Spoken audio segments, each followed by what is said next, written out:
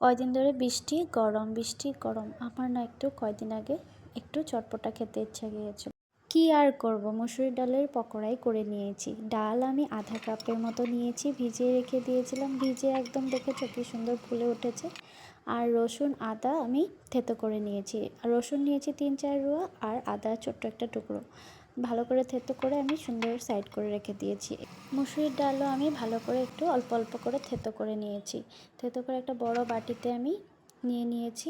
এর মধ্যে স্লাইস করে কেটে রাখা একটা পেঁয়াজ অ্যাড করে দিয়েছি, আধা চামচ হলুদ, আধা চামচ নুন, আর কালো জিরা 1 চামচ ছোটো চামচের, আর একটি লঙ্কা কুচো করে কেটে নিয়েছি। আর আদা আর রসুন যে আমি থেতো করে নিয়েছিলাম এর মধ্যে অ্যাড করে একদম ভালো করে মেখে তেল গরম হতে দিয়ে দিয়েছিলাম কড়াইতে। গরম হতে, বেশি গরম করবে না কিন্তু পুড়ে যাবে, একদম অল্প আছে ভেজে নিয়েছি এপিট ওপিট করে। খেতে কিন্তু অনেক ভালো হয়েছে, তোমরা একবার বানিয়ে ঘরে দেখবে, অনেক টেস্টি লাগবে। তো আজকের জন্য আসি, আবার নতুন একটা রেসিপি নিয়ে দেখা হবে। টাটা।